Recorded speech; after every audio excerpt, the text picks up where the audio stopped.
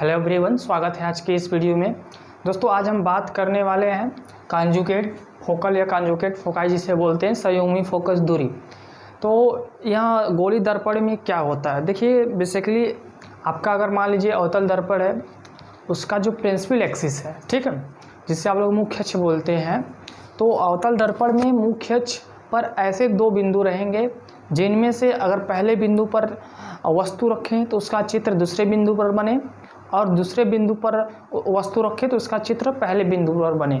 तो इन दोनों बिंदुओं के बीच की दूरी को हम लोग क्या बोलते हैं, संयुग्मी फोकस दूरी बोलते हैं। ठीक है दोस्तों, जैसा कि डिफिनेशन में आपको यहाँ पे दिखाया गया है कि अवतल दर्पण के सामने मुख्य अक्ष पर स्थित ऐसे बिंदु जिनमें से पहले बिंदु पर वस्तु रखने से उसका प्रतिबिंब दूसरे बिंदु पर बनता हो, और यदि दूसरे बिंदु पर वस्तु को रखा जाए तो उसका प्रतिबिंब पहले बिंदु पर बनने लगे, तो इन दोनों बिंदुओं के बीच की दूरी को क्या बोलते हैं, संयुग्मी फोकस दूरी बोलते हैं दोस्तों। कॉन्जुगेट फोकाई या कॉन्जुगेट फोकल बोलते हैं।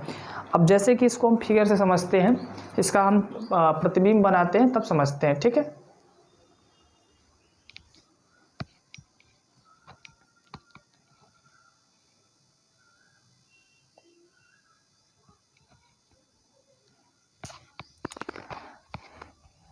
दोस्तों लाइट चली गई है फिलहाल में। आई होप आप लोगों को क्लियर दिखाई दे रहा होगा। थोड़ा सा मैं खिड़की विंडो ओपन कर देता हूँ।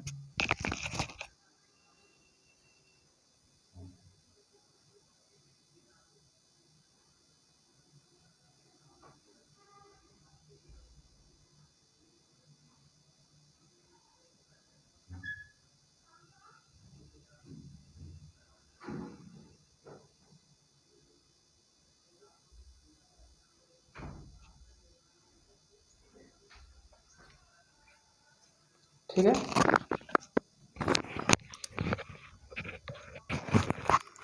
चलिए। तो मैंने क्या बताया आपको, मान लेते हैं हमारे पास कोई अवतल दर्पण है। जैसे अवतल दर्पण इस प्रकार से कुछ, ठीक, ये उसका मुख्य अक्ष है, ये हमारा अवतल दर्पण है मान लेते हैं। ये हमारा पोल है, ध्रुव जिसे हम लोग बोलते हैं।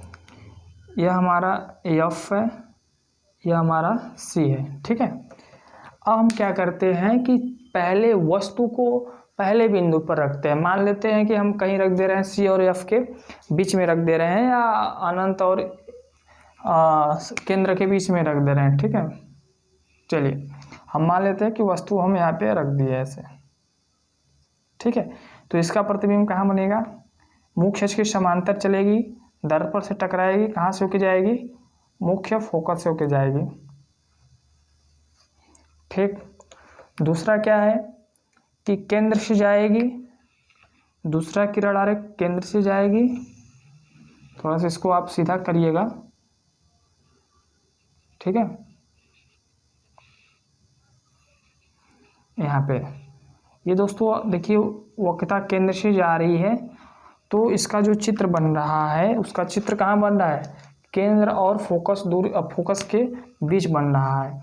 ये अगर मान लेते हैं हमारे पास कोई वस्तु है ए बी, तो इसका जो प्रतिबिंब बन रहा है ए डैश बी डैश करके बन रहा है। ठीक है, ए डैश बी डैश करके बन रहा है।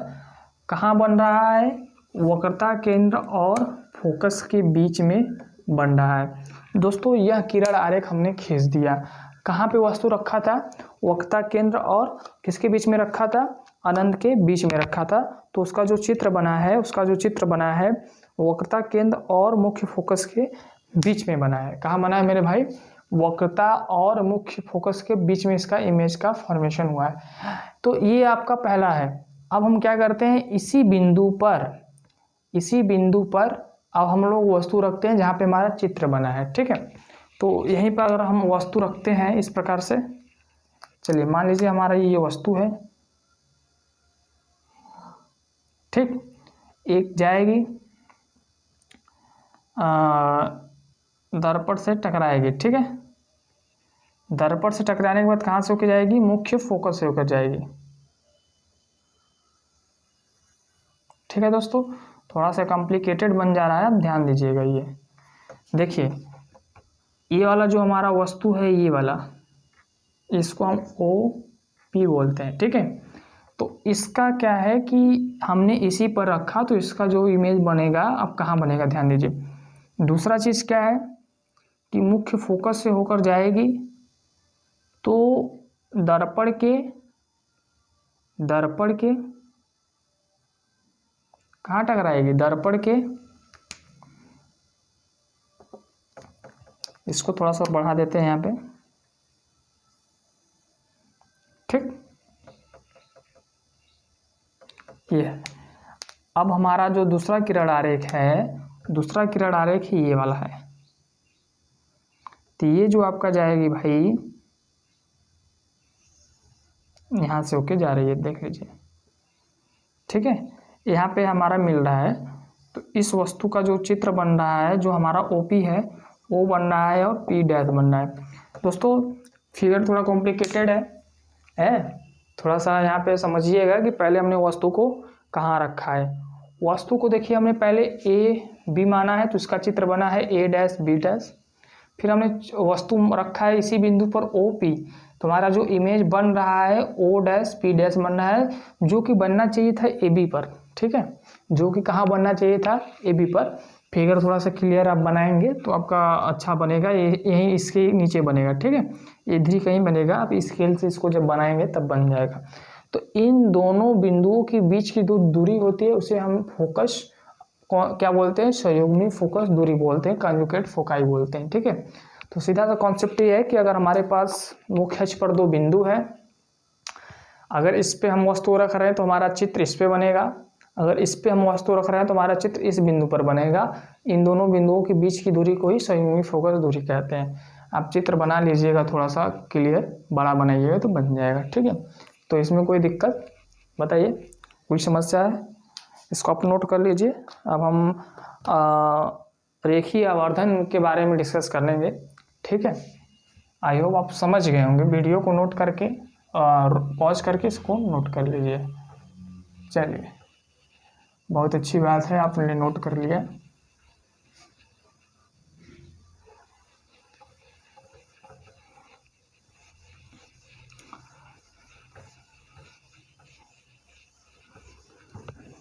अब हम लोग पढ़ेंगे दोस्तों रेखीय आवर्धन।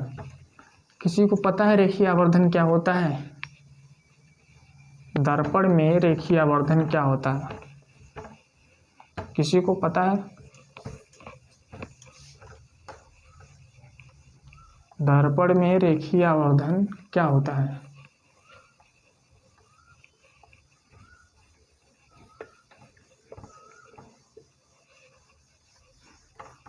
बताइए।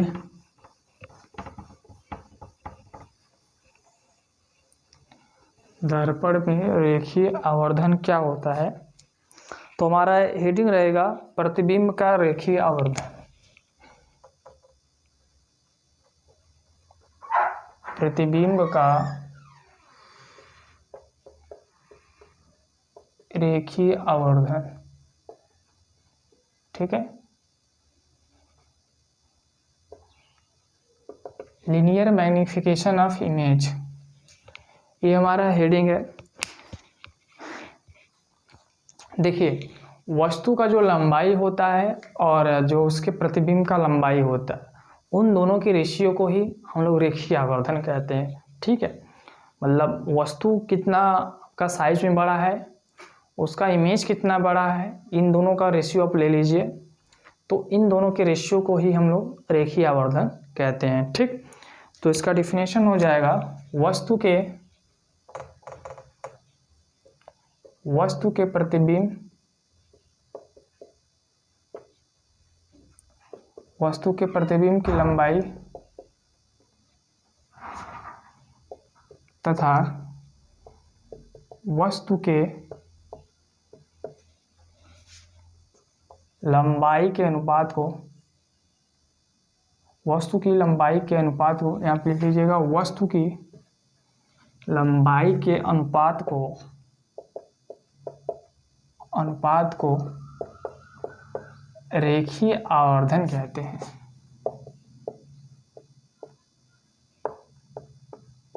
ठीक है दोस्तों, डेफिनेशन समझ में आया। मतलब आपका जो इमेज है, इमेज आपका जो है और वस्तु की जो लंबाई है उसके अनुपात को ही हम लोग क्या बोलते हैं, रेखीय आवर्धन बोलते हैं। और रेखीय आवर्धन को हम लोग स्मॉल एम से व्यक्त करते हैं, स्मॉल एम से व्यक्त करते हैं। ठीक है, किससे व्यक्त करते हैं भैया, स्मॉल एम से। तो रेखीय आवर्धन क्या हो जाएगा आपका, रेखीय आवर्धन का फार्मूला क्या हो जाएगा मेरे भाई, बताइए। रेखीय आवर्धन बराबर क्या हो जाएगा, वस्तु के प्रतिबिंब की लंबाई, वस्तु के प्रतिबिंब की लंबाई, वस्तु के प्रतिबिंब की लंबाई बटा के वस्तु की लंबाई, वस्तु की लंबाई। ठीक है, वस्तु की लंबाई, ये आपका हो जाता है इसका रेखीय आवर्धन। तो समझ में आया कि वस्तु की जो प्रतिबिंब है उसकी कितनी लंबाई है, कितनी साइज है, डिवाइड बाई वस्तु की लंबाई। आप रख के इसको सॉल्व कर देंगे तो आपका रेखीय आवर्धन आ जाएगा। ठीक है दोस्तों, तो जो वस्तु की लंबाई होती है, पहले तो आप जान लीजिए रेखीय आवर्धन को हम लोग स्मॉल एम से दिखाते हैं। वस्तु की लंबाई के जो होती है, प्रतिबिंब की लंबाई, उसे हम लोग आई से दिखाते हैं। और वस्तु की लंबाई जो है उसे हम लोग ओ से लिखते हैं। क्या लिखते हैं भैया, ओ से लिखते हैं। ठीक है, आई का मतलब होता है इमेज, ओ का मतलब होता है ऑब्जेक्ट। इमेज किसका पर रहेगा, ऑब्जेक्ट का रहेगा, तो हमेशा आई ऊपर रहता है। ठीक है, इसका एक दूसरा फार्मूला होता है, दूसरा फार्मूला क्या होता है, माइनस भी बाई यू। ठीक है, माइनस भी बाई क्या होता है आपका, इसका यू होता है। तो ये दो फार्मूले होते हैं। अच्छा, इनका कोई यूनिट, कोई मात्रक, तो इनका कोई यूनिट, कोई मात्रक नहीं होता है, क्योंकि यहाँ पे देखिए जो आपकी राशि है सेम राशि है, लंबाई है लंबाई है। तो लंबाई को आप सेंटीमीटर में रखेंगे तो ऊपर भी सेंटीमीटर नीचे भी सेंटीमीटर कट के कैंसिल हो जाएगा। इसलिए रेखीय आवर्धन का कोई मात्रक नहीं होता है। ठीक है, कोई यूनिट नहीं होता है, यूनिट लेस होता है। इस बात को आप ध्यान रखिएगा। क्यों होता है, क्योंकि हमारी जो दोनों राशियां हैं, दोनों क्वांटिटी है, ये आपका क्या है बताइए, सेम है। सेम होने का मतलब ये है कि ये भी सेंटीमीटर में है, ये भी सेंटीमीटर में है, या तो ये भी मीटर में है या भी मीटर में है, तो दोनों ऊपर नीचे कैंसिल हो जाएगा, इसलिए इसका कोई मात्रक नहीं है। तो रेखीय आवर्धन आपका फार्मूला बन जाता है एम बराबर आई अपान ओ। अगर आपको वस्तु की साइज पता है और उसका इमेज का साइज पता है तो आपका रेखीय आवर्धन आ जाएगा। ठीक है, बहुत अच्छी बात है, आप समझ गए, इसको जल्दी से नोट कर लीजिएगा। ठीक है मेरे भाई।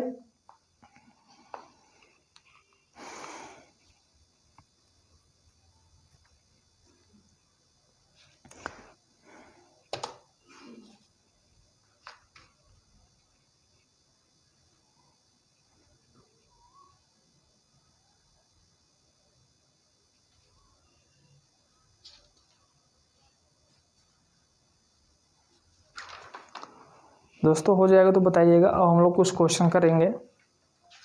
ठीक है, कुछ क्वेश्चन करने की बारी है। आप लोग नोट कर लीजिए तो बताइएगा।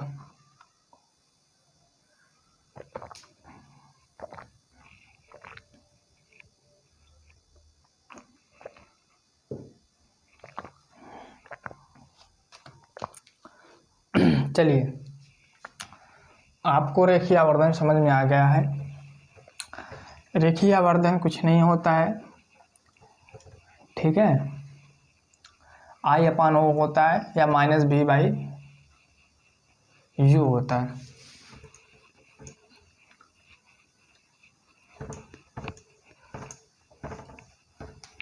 चलिए, अब हम लोग इस पे आधारित कुछ प्रश्न को सॉल्व करेंगे और समझेंगे क्या कैसे होता है। ठीक है, मैं पहला क्वेश्चन लेता हूं, क्वेश्चन नंबर 1। आप इस साथ साथ नोट करिएगा। कह रहा है कि एक अवतल दर्पण,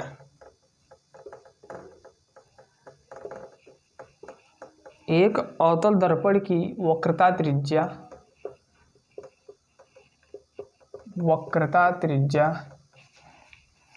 60 सेंटीमीटर है। 4 सेमी लंबी, 4 सेमी लंबी एक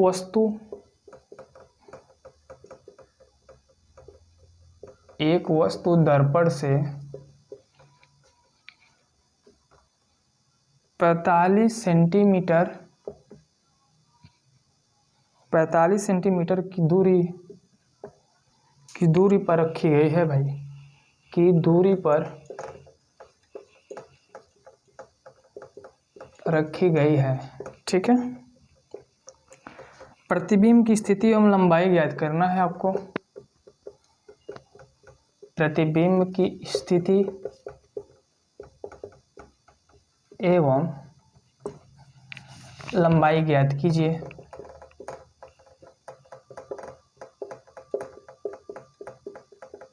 ठीक है, आपको प्रतिबिंब की स्थिति बतानी है और उसकी लंबाई बतानी है।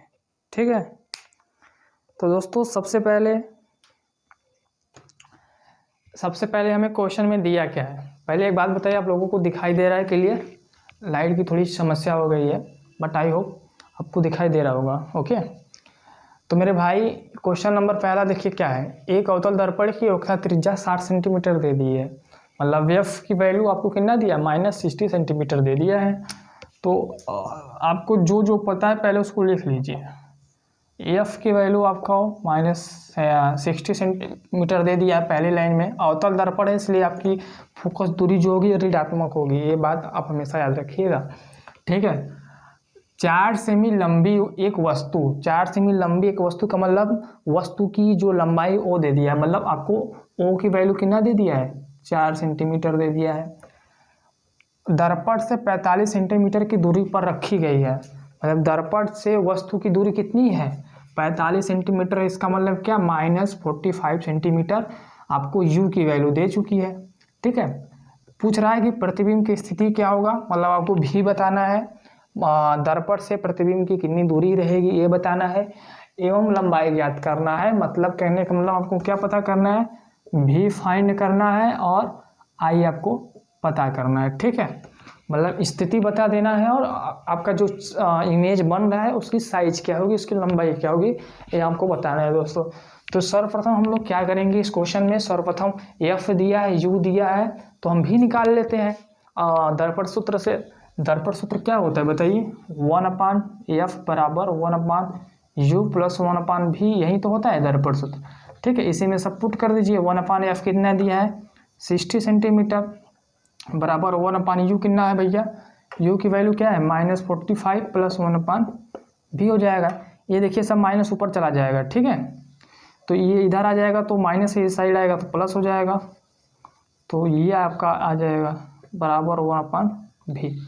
अब भाई 45 और 60 कैल्शियम ले लीजिए, कितना आ रहा है बताइए, 45-60 कैल्शियम ले लीजिए, कितना आ रहा है, 45-60 का जब एल्शियम लेंगे तो इसको पहले 3 से डिवाइड करिए, तो 3 से डिवाइड करेंगे तो 15 आ जाएगा, फिर यहाँ पे 20, सही है जी। फिर इसके बाद क्या करेंगे आप, किससे जाएगा, 5 से डिवाइड कर दीजिए, 5 नहीं 5 चौके, ठीक है। फिर 2 से जाएगा, 2, फिर 2 से जाएगा, फिर 3, 3 दूनी 6, 6 दूनी 12, 5 60, कितना आ गया, 2 दूनी 4, 5 चौके 20, 23 60, 1 मिनट, 3 त्रिका 9 हो जाएगा। ठीक है, और सही है ना भाई, बैलों में सही रखा है ना,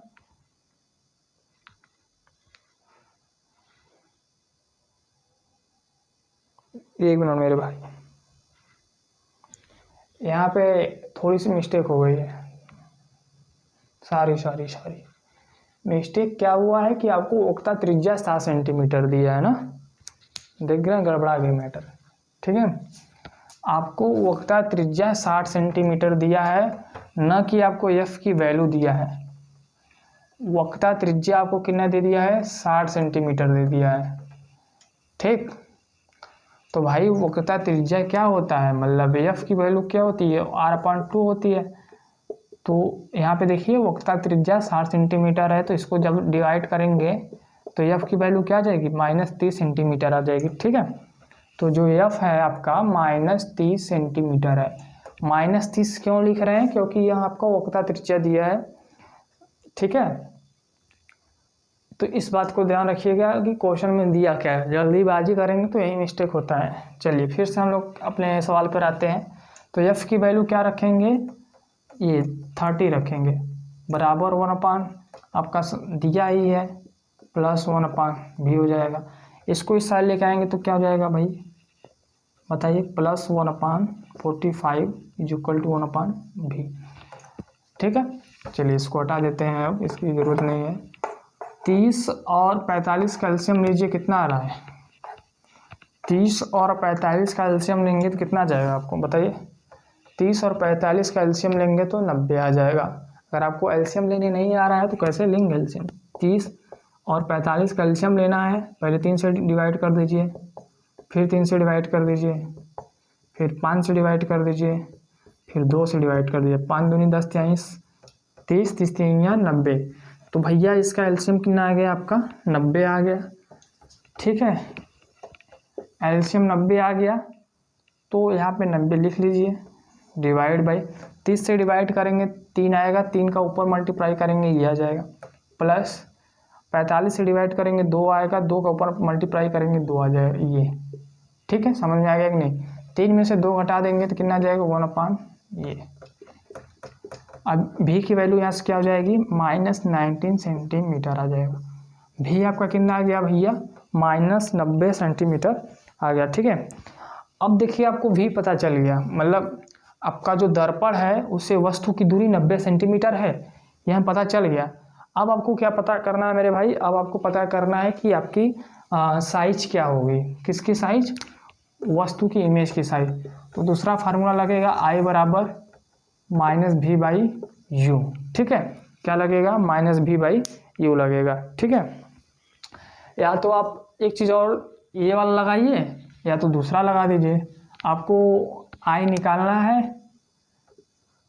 I ये लगा दीजिए, m = I/, वो लगा दीजिए। ठीक है, यहाँ पे एक चीज़ ध्यान रखिएगा, आपको एक चीज़ नहीं दिया है। क्या नहीं दिया है, m की वैल्यू नहीं दी है। तो m की वैल्यू कैसे निकलेगी, सर्वप्रथम m की वैल्यू निकालने के लिए आप क्या करेंगे, m की वैल्यू निकालने के लिए आप -v/u का फार्मूला यूज करेंगे।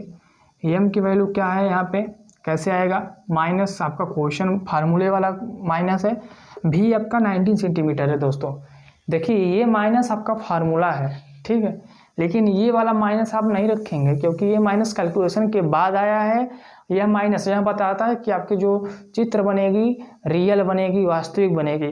ठीक है, यह आपका माइनस यहाँ बताता है, इस बात को आप क्लियर कर लीजिएगा। इस माइनस से कुछ लेना देना है नहीं, यह माइनस फार्मूला से पैदा हुआ है, यह माइनस न्यूमेरिकल वैल्यू है। यह माइनस आपको यहाँ बताता है कि आपकी जो इमेज बनेगा वह रियल बनेगा। ठीक है, कैसा बनेगा भैया, रियल बनेगा। तो आपके जो वास्तविक भी की वैल्यू है 90 सेंटीमीटर है, तो यहाँ पे हम भी की वैल्यू क्या रखेंगे, 90 सेंटीमीटर रखेंगे। ठीक है, ना कि -90 सेंटीमीटर रखेंगे।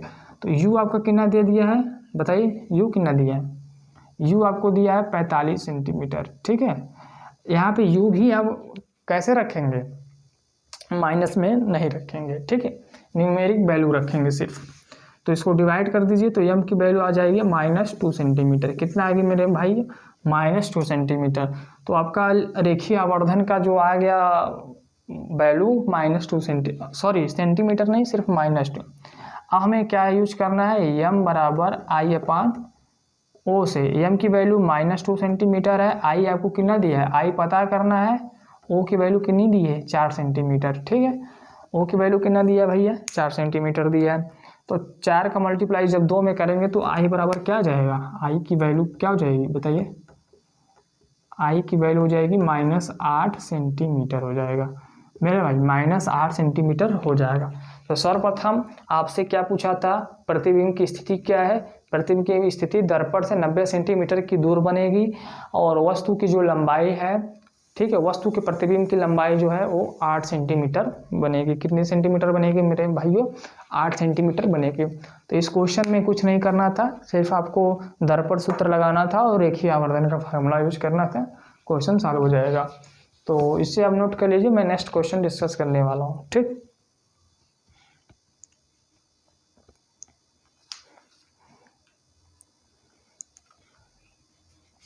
चलिए आप लोग नोट कर लीजिएगा इसको अच्छे से। अब हम लोग क्वेश्चन नंबर 2 पे बात करते हैं।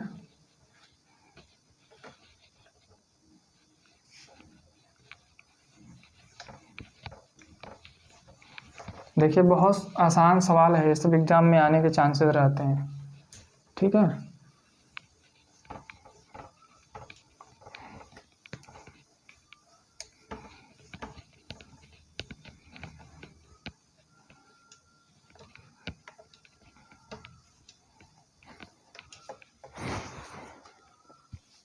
दूसरा क्वेश्चन है आपका कुछ इस प्रकार से। एक उत्तल दर्पण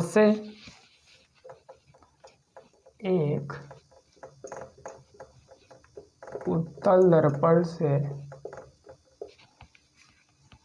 25 सेंटीमीटर दूर रखी वस्तु का प्रतिबिंब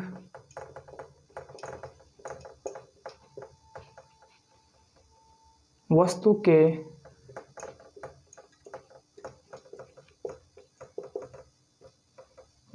के लंबाई का आधा होता है।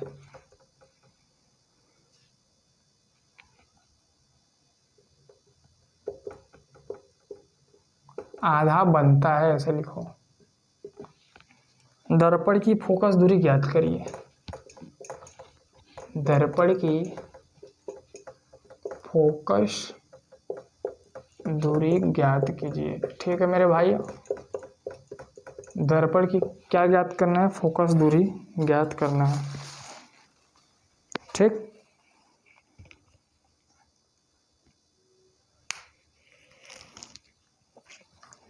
अब इस सवाल में देखिए क्या है कहानी। यहाँ पे आपको एक उत्तल दर्पण दे दिया है। कौन सा दर्पण दे दिया मेरे भाइयों? उत्तल दर्पण दे दिया है। ठीक है, कह रहा है कि एक उत्तल दर्पण से 25 सेंटीमीटर दूर रखी वस्तु का जो प्रतिबिंब है वस्तु के लंबाई का आधा बनता है। ठीक है, वस्तु के लंबाई का आधा बनता है। दर्पण की फोकस दूरी ज्ञात करिए। सर्वप्रथम इसमें आपको दिया क्या है? इसमें आपको दिया है u की वैल्यू, मतलब दर्पण से वस्तु कितने दूर पर रखी गई है। ठीक है, और आपको वस्तु के प्रतिबिंब और वस्तु के लंबाई का आधा, मतलब वस्तु के प्रतिबिंब और वस्तु के लंबाई का रेशियो जो दे दिया है 1/2 दे दिया है। तो सर्वप्रथम आपको रेखीय आवर्धन का फार्मूला पता होगा, -v/u होता है। देखिए दोस्तों, पिछला जो क्वेश्चन था आपका u कितना था? -45 था, v आपका -19 आया था, और वहाँ पे एक एरर हो गया है। एरर ये है कि जो फार्मूला होता है आपका -v/u होता है, तो ये तो आपका माइनस ऑलरेडी फार्मूला वाला है। ठीक है, तो ये आपका माइनस तो रहेगा, लेकिन यहाँ से v की वैल्यू क्या आएगी? -90, और u की वैल्यू क्या आएगी? -45। आप इसको चिन्ह सहित रखेंगे। ठीक है, सारी वैल्यू आप चिन्ह के साथ रखेंगे, प्लस माइनस आप सारे चिन्ह के साथ रखेंगे। इस माइनस का खेल बाद में आएगा, ये फार्मूले का माइनस है, तो थोड़ा सा वहाँ पे एरर हो गया है, माफ़ी चाहता हूँ आप लोगों से, उसको आप करेक्ट कर लीजिएगा। ठीक, अब यहाँ पे m की वैल्यू क्या रखेंगे? आधा बनता है, मतलब क्या होता है भाई? 1/2 होता है। -v आपको नहीं दिया है। u कितना दिया है भाई? -25 दिया है। ठीक है, -u की वैल्यू, मतलब सॉरी u की वैल्यू कितना दे दिया है आपको? बताइए, u की वैल्यू कितना दे दिया है आपको? 25 दे दिया है। ठीक है, 25 दे दिया है। ये है, ये बात है यहाँ पे। ठीक है, तो ये वाला माइनस क्या हो जाएगा आपका? प्लस हो जाएगा। ये माइनस कट जाएगा, 25 इधर आ जाएगा, तो 25 बटा के क्या आ जाएगा 2v।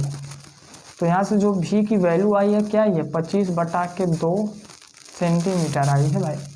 25/2 सेंटीमीटर आई है आपकी वस्तु के प्रतिबिंब की दूरी कहाँ से, दर्पण से। कितना आ गया है आपका 12.5 सेंटीमीटर आ जाएगा आपका। ठीक है, आपको क्या ज्ञात करना है, फोकस दूरी ज्ञात करना है। तो सर्वप्रथम आपको u पता है और v पता चल गया है। तो दर्पण सूत्र आप जानते हैं ऑलरेडी। दर्पण सूत्र क्या होता है 1/f होता है बराबर 1/u होता है प्लस 1/v होता है। तो 1/f को आप ऐसे ही रख दीजिए। u की वैल्यू कितना दिया है भाई 25 सेंटीमीटर है, ठीक है, प्लस 1/v कितना दिया है 25/2 सेंटीमीटर आपको दिया है। ठीक है, आपको ये चीज़ दिया है, इस बात को आप समझ लीजिए। दोस्तों एक चीज़ आप ध्यान रखिएगा, अब हम लोग क्या करेंगे, इसको सॉल्व करेंगे। ये 2 तो ऊपर चला जाएगा, तो 1/f की जो वैल्यू आ जाएगी -25 प्लस 2/25। इसको जब सॉल्व करेंगे तो f की जो वैल्यू आएगी वो आ जाएगी कितना बताइए 25 आ जाएगी। क्या सही है या क्या 25 सही है? अब यहाँ पे देखिए f की जो, इसको आप सॉल्व कर लीजिएगा, भिन्न है, हर बराबर है तो अंशों को घटा देंगे तो 2 में से 1 जाएगा, 1 बचेगा, इसको पलट देंगे तो f की वैल्यू आ जाएगी आपकी 25 सेंटीमीटर। मतलब आपकी जो फोकस दूरी है वो 25 सेंटीमीटर आ रहा है और पॉजिटिव आ रहा है। ठीक है, पॉजिटिव आने का मतलब यह संकेत होता है, संकेत देता है कि आपका जो दर्पण है वह उत्तल दर्पण है। हालांकि ऑलरेडी क्वेश्चन में दे रखा है कि यह उत्तल दर्पण है, लेकिन आप यहाँ से भी वेरीफाई कर सकते हैं कि हमारा क्वेश्चन एकदम करेक्ट है। कैसे करेक्ट है? क्योंकि उत्तल दर्पण की जो फोकस दूरी होती है ऑलवेज पॉजिटिव होती है, हमेशा धनात्मक होती है, इसलिए आपका यह जो पूरा प्रोसेस है सॉल्व करने का यह सही है। ठीक है, तो दोस्तों आपसे पूछा गया था कि दर्पण की फोकस दूरी ज्ञात करिए, तो दर्पण की फोकस दूरी 25 सेंटीमीटर है। ठीक है, आई होप आपको समझ में आया होगा, इसे आप नोट करिए। मैं अब नेक्स्ट क्वेश्चन आपको डिस्कस करने वाला हूँ।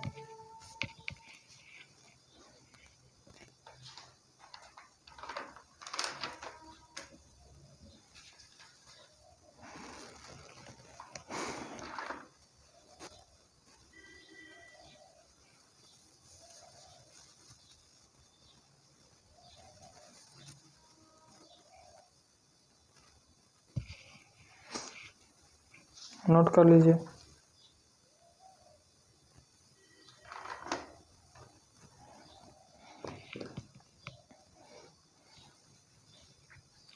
चलिए एक लास्ट क्वेश्चन आपके लिए है।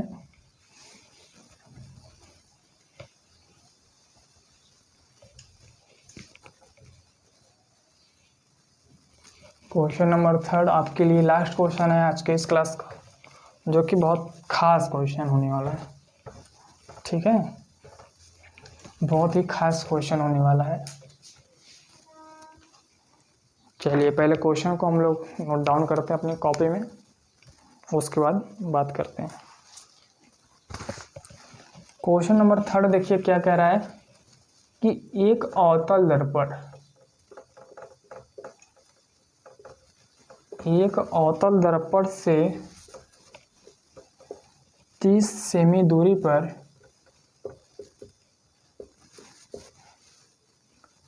रखी वस्तु का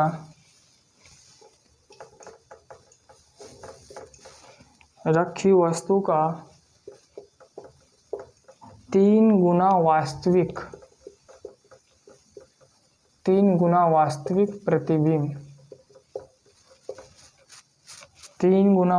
प्रतिबिंब प्राप्त होता है।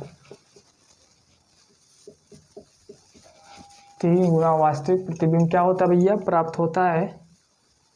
अवतल दर्पण की फोकस दूरी ज्ञात करिए। अवतल दर्पण की फोकस दूरी ज्ञात कीजिए। ठीक है, क्या ज्ञात करना है आपको? फोकस दूरी ज्ञात करनी है।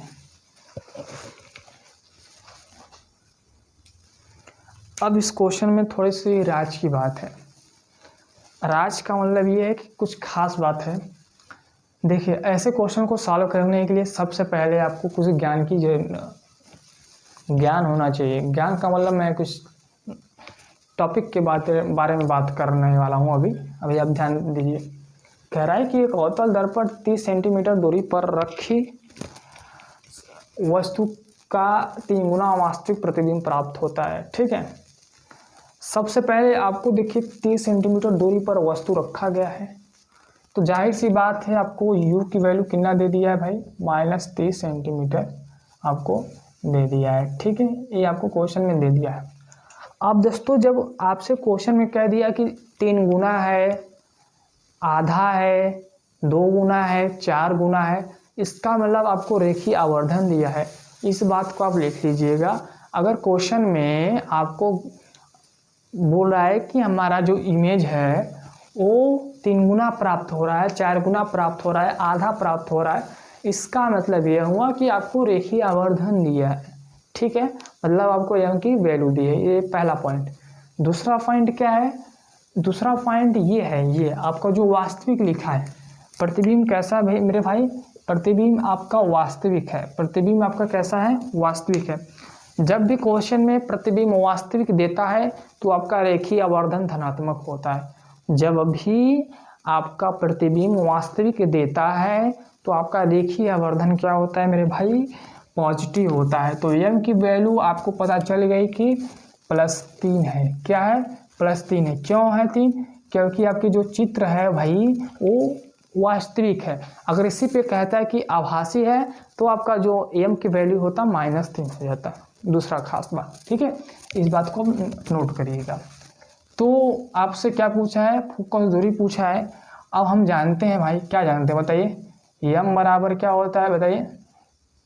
v/u यही होता है, v/u यही आपका होता है, m बराबर v/u होता है।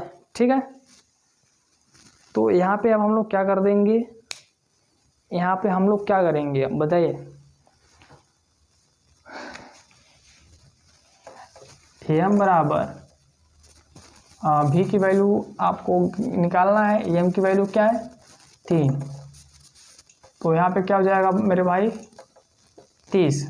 ठीक है, 30 का मल्टीप्लाई इधर करेंगे, माइनस इधर आ जाएगा, तो यहाँ पे हो जाएगा -19 सेंटीमीटर। 30 तिहाई कितना हो जाएगा? 90 सेंटीमीटर हो जाएगा। क्या हो जाएगा मेरे भाई? 90 सेंटीमीटर हो जाएगा। ठीक है, क्या हो जाएगा?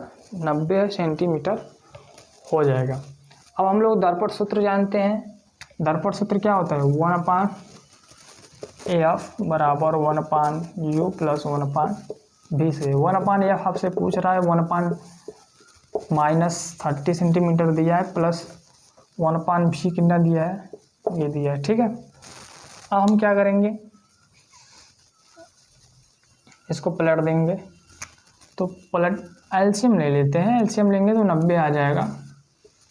इसको सॉल्व करेंगे तो यहाँ पे -3 आ जाएगा, और यहाँ कितना आ जाएगा मेरे भाई? प्लस, ये प्लस माइनस माइनस हो जाएगा, यहाँ पे 1 आ जाएगा। ठीक है, आई होप आपको समझ में आ रहा होगा। ठीक, तो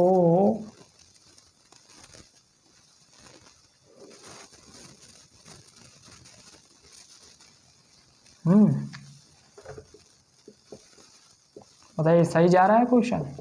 3 1 कितना हो जाएगा? 4/90, -4/90।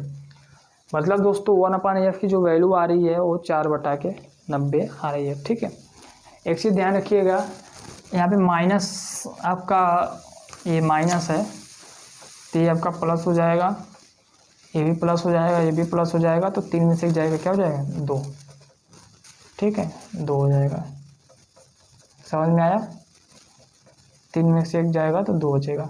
अब इसको जब आगे सिंप्लीफाई करेंगे तो f की वैल्यू क्या जाएगी भाई? -45 सेंटीमीटर आ जाएगी। कितना आ जाएगी? -45 सेंटीमीटर आ जाएगी।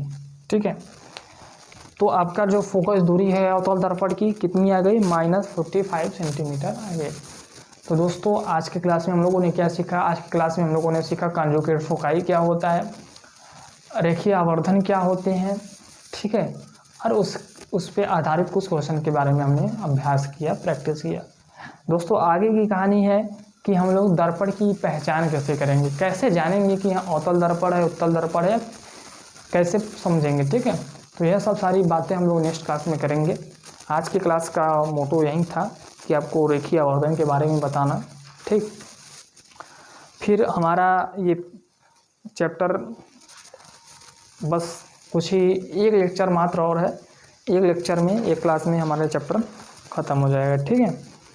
तो दोस्तों हमारा पहला टॉपिक प्रकाश का परावर्तन और जल्दी समाप्त होने वाला है, मात्र एक वीडियो और आएगा इस पर कि दर्पण की पहचान कैसे करते हैं, दर्पण का यूज कहाँ होता है, ठीक है। उसके बाद प्रकाश का अपवर्तन है, उसको भी हम लोग डिस्कस करेंगे आगे के क्लास में, ठीक। तो चलिए मिलते हैं नेक्स्ट क्लास में, तब तक के लिए पढ़ते रहिए और आगे बढ़ते रहिए। Thank you so much.